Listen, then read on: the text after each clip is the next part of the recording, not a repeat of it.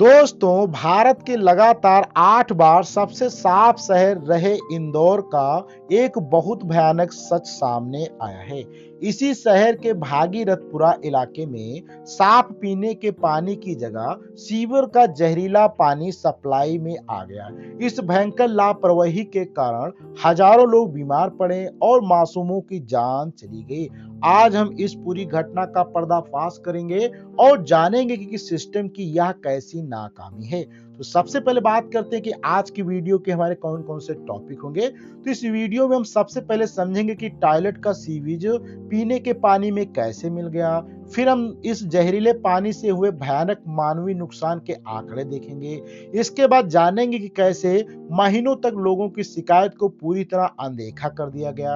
हम फाइलों में दबे टेंडर और सिस्टम की जानलेवा देरी पर भी बात करेंगे। फिर देखेंगे कि सत्ता में बैठे एक बड़े मंत्री ने इस त्रासदी पर कैसा शर्मनाक बर्ताव किया और अंत में समझेंगे कि कैसे बड़े लोगों को बचाकर सिर्फ छोटे अधिकारियों पर गाज गिराई जा रही है।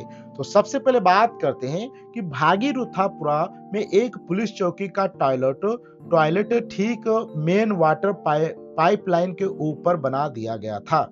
सबसे बड़ी और जानलेवा गलती यह थी कि इस टॉयलेट के नीचे कोई सेफ्टी टैंक भी नहीं था। सारा गंदा सीवेज वेस्ट सीधे नीचे एक कच्चे गड्ढे में लगातार इकट्ठा हो रहा था। एक दिन वह पुरानी पाइपलाइन टूट गई और सीवेज का पानी सीधे पीने के साफ पानी में मिक्स हो गया। यह जहरीला पानी मेन सप्लाई के जरिए हजारों लोगों के घरों के नलों तक पहुंचने स्टार्ट हो गया। यह पानी पीने की वजह से लगभग 14,400 से ज्यादा लोग बीमार पड़ गए और 200 से ज्यादा अस्पतालों में भर्ती हुए। इस लापरवाही की सबसे बड़ी कीमत एक 5 महीने के मासूम बच्चे ने अपनी जान देकर चुकाई। पेरेंट्स ने अनजाने में दूध में यही पानी मिलाया और सिर्फ 3 दिन में उस बच्चे की मौत हो गई। 31 दिसंबर तक लोकल हेल्थ सेंटर में 310 से ज्यादा गंभीर मरीज आ चुके थे। इनमें 95% महिलाएं थीं, जिनमें से 70 से 80% की किडनियां इस जहर से फेल हो चुकी थी। सबसे हैरानी की बात यह है कि इस पूरी मौत की त्रासदी को बहुत आसानी से रोका जा सकता था।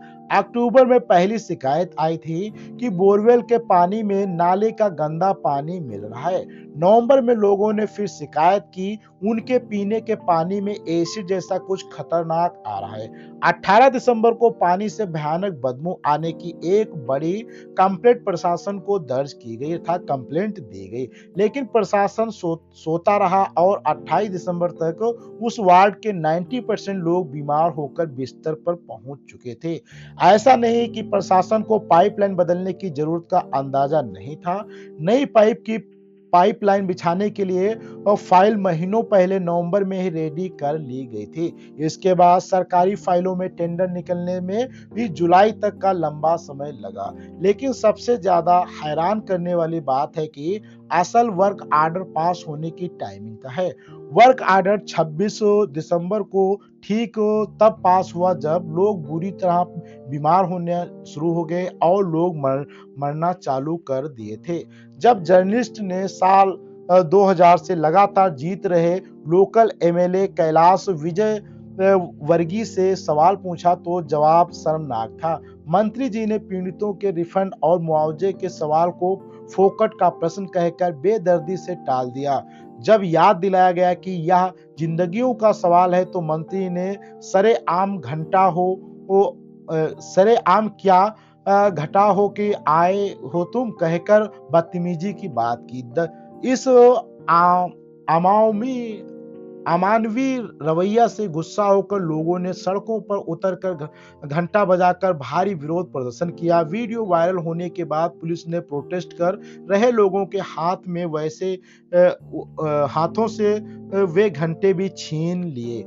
अगर यह खौफनाक और रोकी जा सकने वाली घटना किसी विकसित देश में होती तो मुख्यमंत्री तक को इस्तीफा देना पड़ता, लेकिन हमारे सिस्टम में हमेशा की तरह इस बार भी सिर्फ छोटी मछलियों पर ही कार्रवाई का दिखावा हुआ।